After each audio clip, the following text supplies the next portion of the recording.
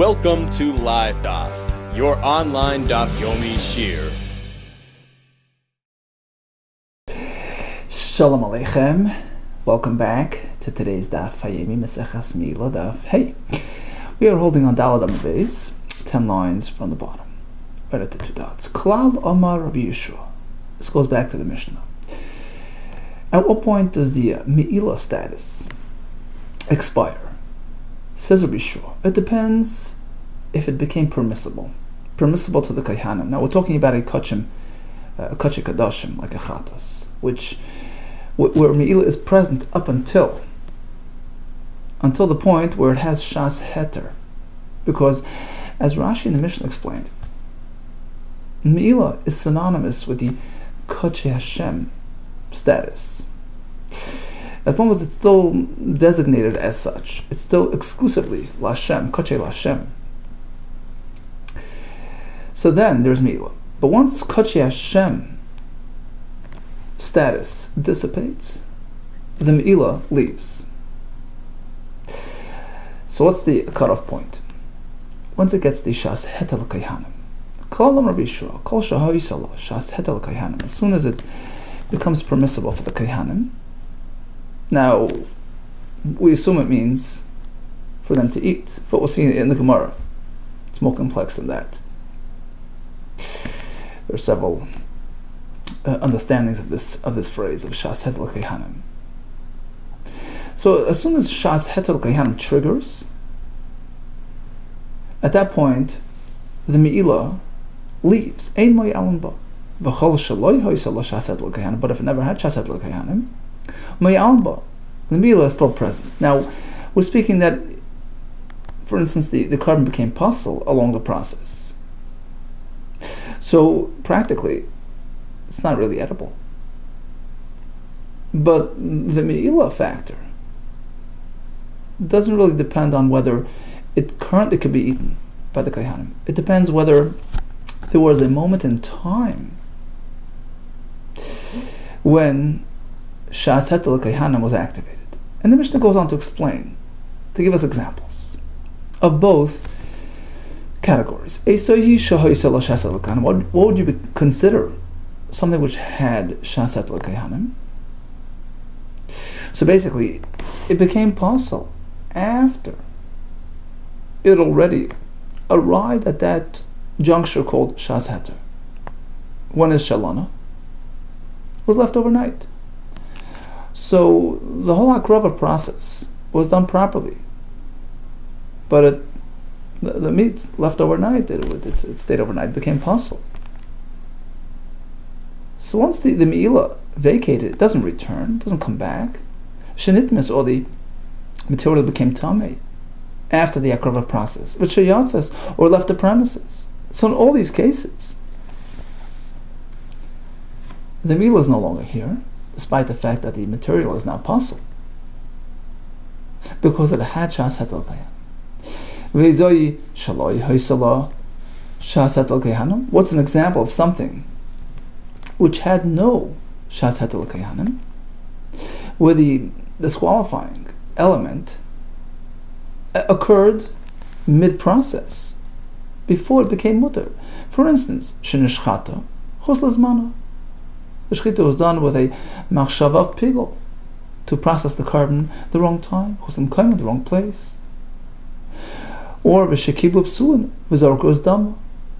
Individuals who were unfit, unauthorized to do the kabbalah of the dama, the zrika, were involved in those processes, in which case the carbon was never successfully processed, and the Heter L'Kahana was not activated. In these cases, MEILAH will still be present. Okay, so according to Rabbi Yeshua, the trigger point is Shas Hetel Kaihanim. How exactly do we define that? What point in the process is considered Shas Hetel Kaihanim? We have a big question.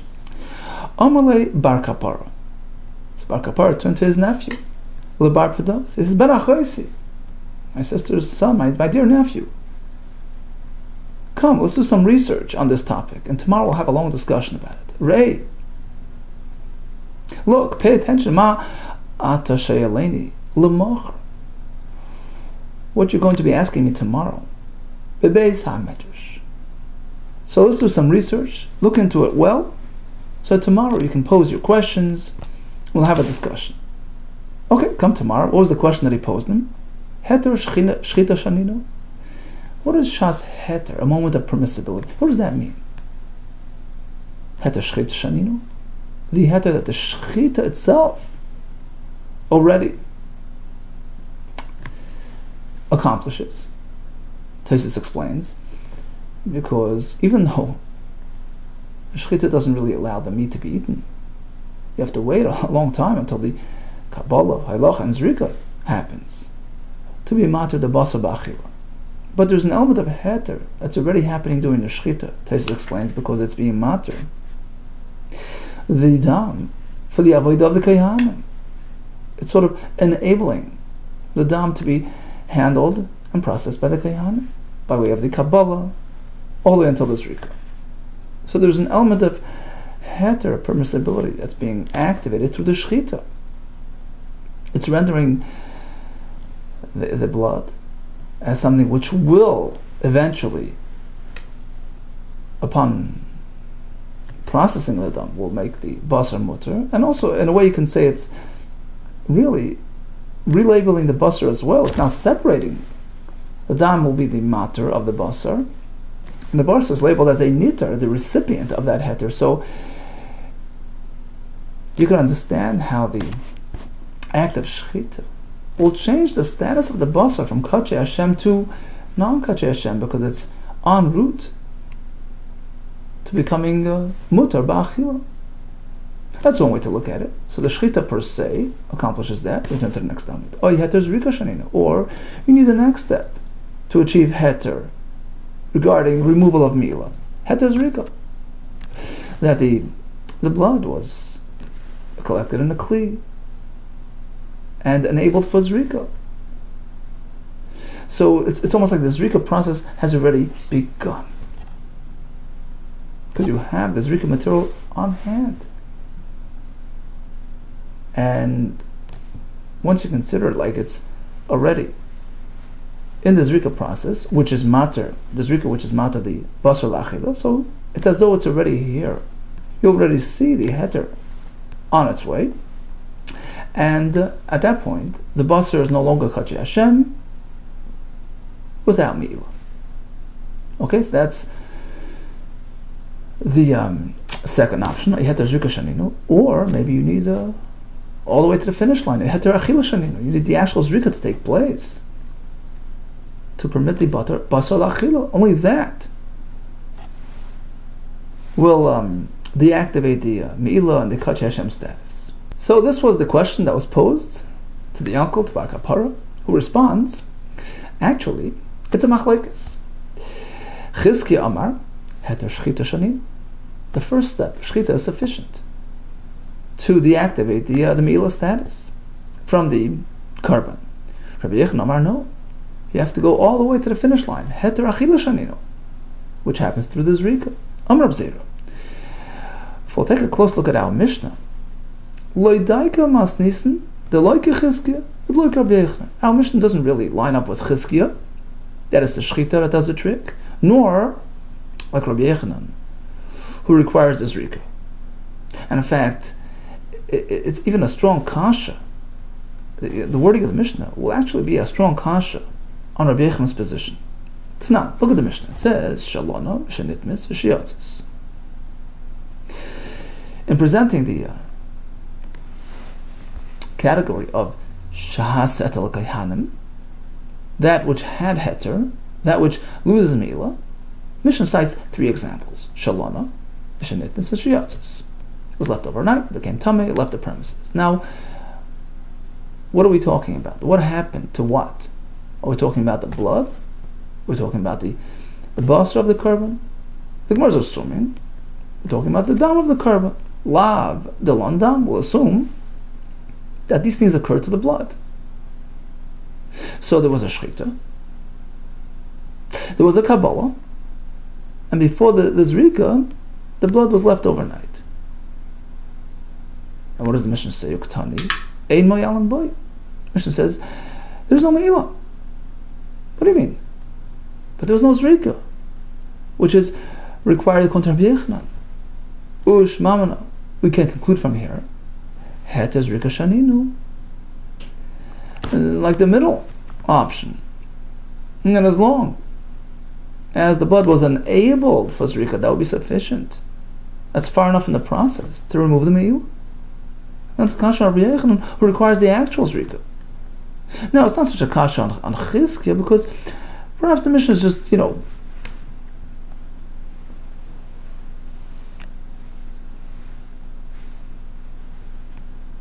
citing this example. We could have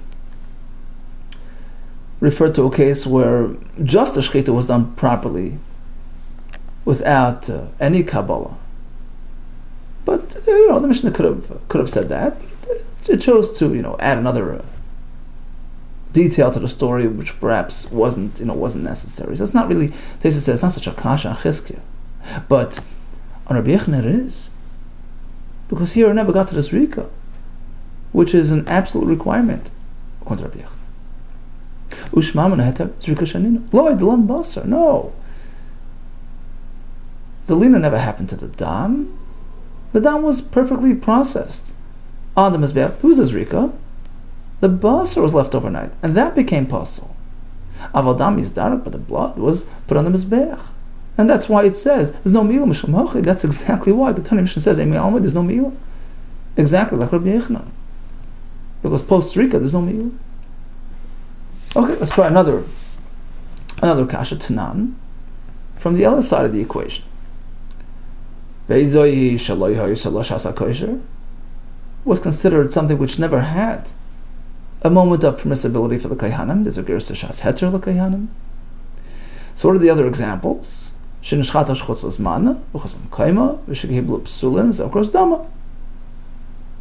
something wrong with the shechita itself. There was pigul, or in the Kabbalah and the zrika, which were executed by psulim.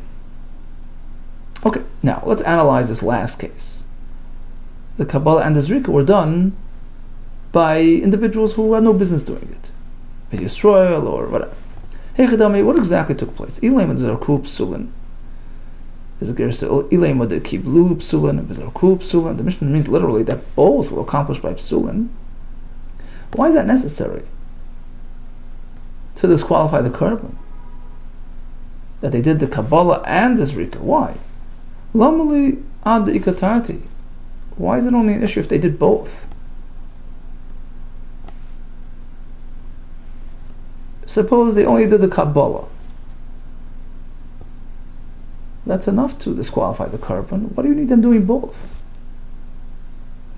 So we have to interpret the Mishnah a bit differently than what it seems like on the surface. Elalav must be the kiblu psulin. True, the Kabbalah was done by psulin, but the zrika, the Mishnah doesn't mean that they did the zrika as well. The ksherim, qualified individuals did the zrika.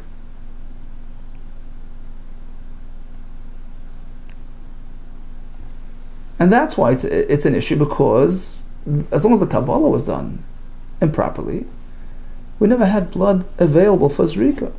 But let's make a diuk, an inference. Suppose you would reverse the story. The Kabbalah was done by ksherim, and now you have blood which is enabled for zrika. Although the zrika process was actually carried out by psulim, that wouldn't be an issue.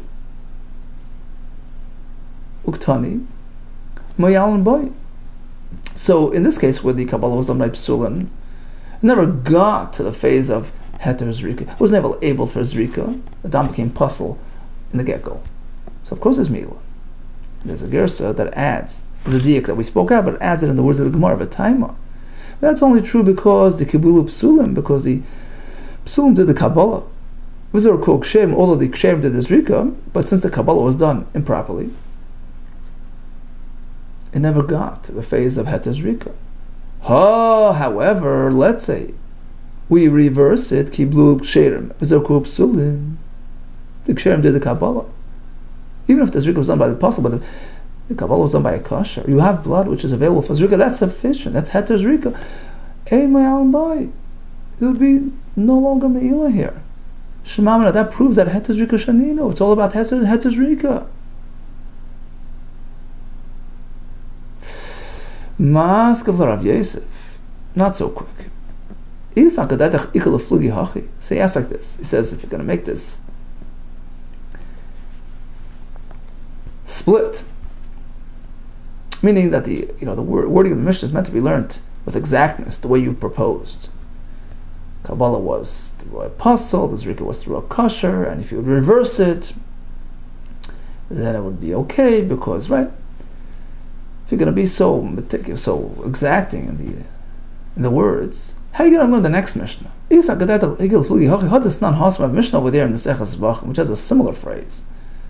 And I'm going to show you that there, it's not cited with precision and exactness. Sometimes the Tana just does that. He'll throw in an extra, to complete the phrase, but it's not with the intent for generating the yukim and halachas. It's not hasam. I have a Mishnah over there regarding a chatas. So we know that the blood of a chatas, which splatters on a beged, it requires a very specific kibus process. You have to launder it in the Beis Hamikdash. But that's limited to blood of a carbon chatas, which is still an active carbon. First of all, it's carbon that's kosher, ready for zrika, and it's still before the zrika, so that blood has this kibus requirement. But if it's chatas psula, the blood from a disqualified chatas, ain't domaton kibus, its blood does not need kibus. And it doesn't really matter what happened, the history of why it became puzzle. The fact is, if it's puzzle, it's not enabled for zrika, there's no din of kibus. Whether it had a moment of hechsher and then became puzzle, or never had that ability. And the Mishnah goes on to give us examples, very similar to our Mishnah in MEILAH. What's considered that it had shasa kosher and then became puzzle? Had lina, tuma, left the premises after it was already processed. What's an example of something which was aborted from the get-go? This is what pertains to us. Very similar expression. Psulim came along, they did the Kabbalah, did this Zrika. Now, what exactly happened? They did both, Kabbalah and Zrika. Then even if they were ksherim, its blood would not be active anymore. It's already after Zrika, there didn't kibus anymore. We're talking that they did both, Kabbalah and Zrika, so it's after Zrika. And there's a gersa kiblu psulim, zakur psulim. So now we infer that only if Kabbalah and Zrika were done by psulim, that's when the blood is deactivated, there's no kibus requirement, there ain't domaton kibus. But do you mean to say ho kiblu? V'zorku ksherim domaton kibus? But otherwise, if qualified people would have done those functions, the Kabbalah and the Zrika, and now the blood after this kosher Zrika splatters on the beged, domaton kibus? That's incorrect. It's deactivated. It's been fully processed. Kari kan, we have the pasuk asher yizeh midama. So some of the blood splattered on the beged, and we learn yizeh means it's available for hazah. It's pending, the hazah pending the application to the mizbeach. So it has to be active, carbon material, as opposed to blood which had already been sprinkled on the mizbeach. So why does the Mishnah stress that the psulim did everything, Kabbalah and the Zrika? That's why you're safe, even if a kasha would have done it. But if it's after the Zrika, regardless of who did it, there's no kibus. Ela davka. So apparently the wording here is not, precise. It's not accurate. When the Mishnah referred to the Zrika here, it's just threw it in. Spoke about the Kabbalah, so threw in the Zrika as well, even though it's not really a required element. It doesn't really fit the halacha. It's just to complete the phrase. Okay, so if we find that over there this phrase isn't precise, we turn to MEILAH. Same thing by us in MEILAH. Your whole, the whole structure here, the raya build-up was all based on a diuk. The Mishnah speaks about psulim doing the Kabbalah and the Zrika, and you got to work it out. Apparently it wasn't them doing the Zrika, it was a ksherim, and we make a whole diuk to prove our point that if the case would be reversed and the kasha would do the Kabbalah, then the MEILAH would be suspended because had the Zrika is enough. No, From LiveDaf. The lashon in the Mishnah isn't something to infer from.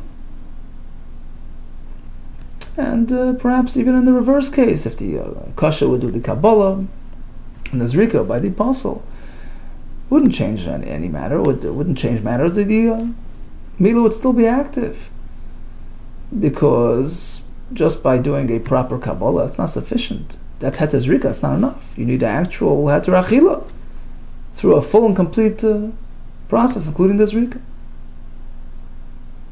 So sort of negating that raya, which was developed from the lashon of the Mishnah, which turned out to be lavdaf. Amar Vasi. Well, if so, you're coming out that the lashon in MEILAH is lavdafka and the lashon in Zvachim is lavdafka. So why would the Mishnah anyway even bother with this phrase? If in one instance it's accurate, then okay, so he cited a similar phrase in the other Mishnah, which is sort of a matching. But if it's not needed here or there, so why even bother mentioning?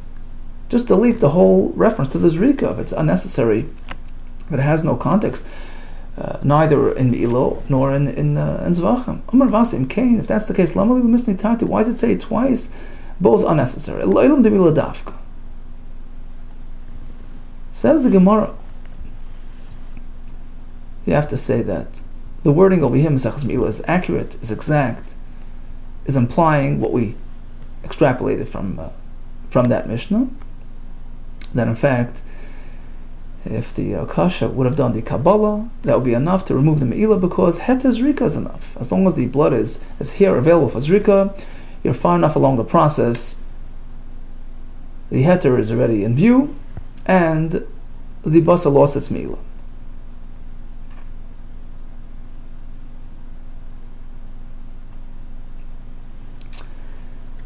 Vaha Hakamash Malon. But regarding the Mishnah in Zvachim, let me explain to you why the Mishnah actually adds the reference to the Zrika, which was surprising. What's the point?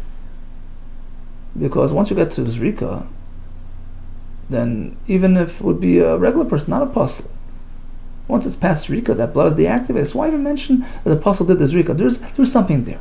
There's a halacha the Mishnah is highlighting for us. You should know. Vaha Kamashma. The apostle Oisei Shirai. Afagav the kiva apostle v'zarak apostle.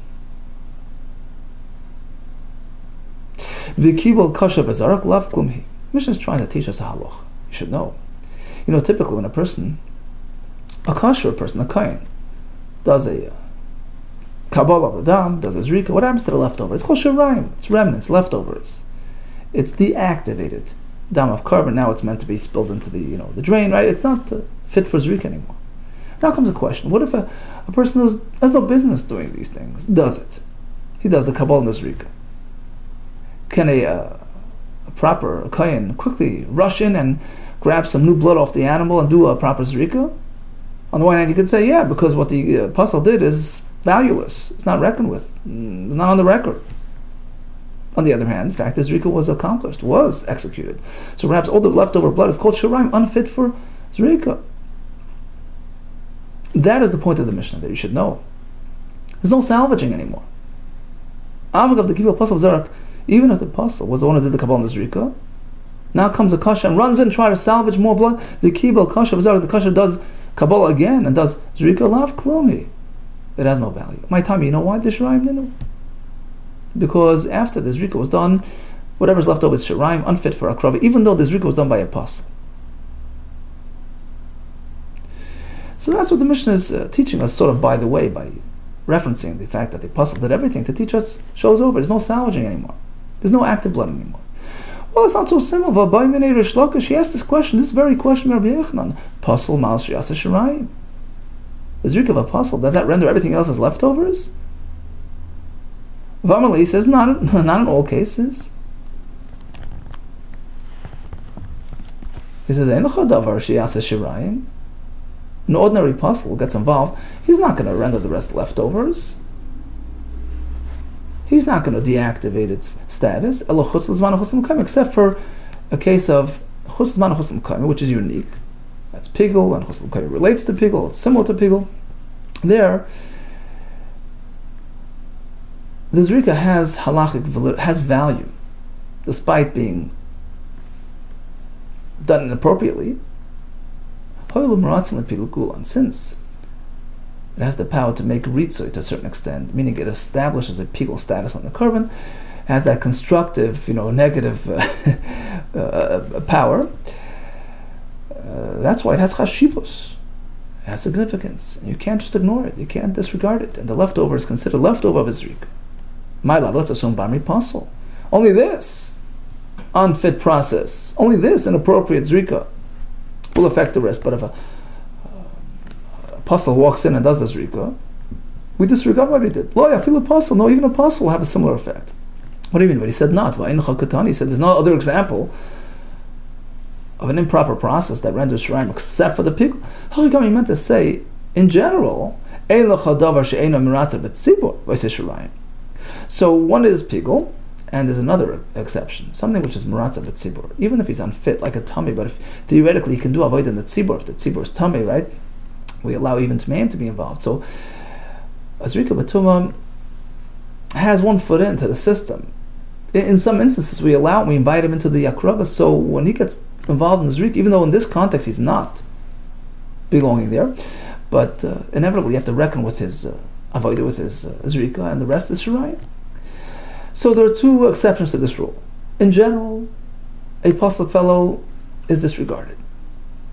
Two exceptions. One is pigul, one is a fellow who is fit within the context of an avodas tzibur, such as a tummy. There's no example of something which is A, not involved in a tzibur, to make he will not make shirayim, except for pigul. So that's one exception. Aval tamei, they say b'tzibur, but a fellow who's just unfit because he's tamei, which is something which he would have a license to do when it's a korban tzibur in certain cases. So we have to give it value. It has impact on the korban mashi shirayim. He will turn the rest into remnants. Shar psul, but a regular psul, the loy isnam b'tzibur, which are not around by tzibur, loy mashrin shirayim. So what they do is discounted, not reckoned with, and the leftover blood can be quickly salvaged and reprocessed. Okay, so again, we thought we had a raya to heta zrika, we sort of negated it, and then it was rehashed, and then we got to another discussion regarding shirayim. What makes shirayim? So a fellow who belongs there, a kosher, certainly makes shirayim. What about a pasul? Typically not, except for pigul or tummy. Continues more with another raya to our discussion. So back to the question, what qualifies as heter, as shas heter, to deactivate the MEILAH from Yukachim column? Is it the shchita? Is it the zrika? Or is it somewhere in the middle, the heter zrika? Tashma, we have a brayso, pigul lo'ilu ma'alam boy. If the korban was processed in a pigul manner, Rashi explains, machshav of pigul during the shchita, lo'ilu ma'alam boy, Tesis adds, either in the shchita or he had the machshav of pigul in the Kabbalah, MEILAH is still intact. Why? Because it was done in a pigul manner. That's not a successful act of akrava. Lavdalei zarak. We're assuming it's still pre-zrika. Zrika hadn't been done yet. But the only reason why there was still MEILAH is not because we're lacking zrika. That's not a necessary component. Typically, even without zrika, would be enough. Heter zrika is enough. Available. Able for zrika is enough. The reason why in this case is because it's pigul. Ushmamina. We learn from here that if not for the pigul element, it would be okay. For removal of MEILAH, the heter zrika shanina, we see from here that the heter zrika is enough. Loy de zarka. No, we're talking to actually the zark. He did the zrika, which typically removes the MEILAH, but in this case, since it's pigul, it does not. But you need the zrika, like Rabbi Yochanan, who says you need the actual zrika to be mata the basra, and that removes the milah. So then, umay la'olam, what's the meaning of the word la'olam?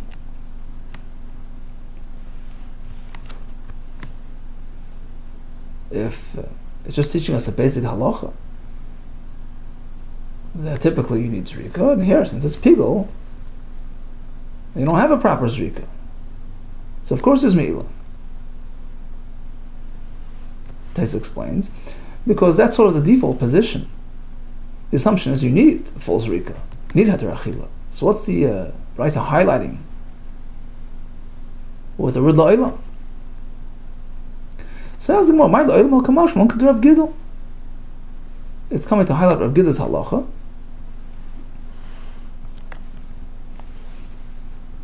That don't think any zrika works. If it's a proper zrika, yeah, but a zrika's pigul does not deactivate the milah. That's the point of the brayso. Hakamash Rav Gidel, Rav Gidel Marav, zrika's pigul cannot be a player regarding milah. No, you might seem the milah. So regarding kachim kachim will not deactivate milah. And regarding kachim kala, where the zrika activates me'ilah typically, but not in the case where the zrika was pigul. Ve'ena me'il de me'ilah. Okay, we'll continue tomorrow with Hashem. The question was posed. Mishnah says that me'ilah only lasts until there's a shas heter. How do we define shas heter? Is it the shchita alone? Is it all the way to the zrika, to be mata the basar, or is it somewhere in the middle? The heter zrika, as long as you have the blood in the kli ready for, that qualifies as shas heter. When a machlekes, Chizkiah says heter shchita, Rabbi Yochanan says you need heter achila. We tend to bring some rayas, which weren't necessarily substantiated. To be continued. All the best to you, and atzlacha.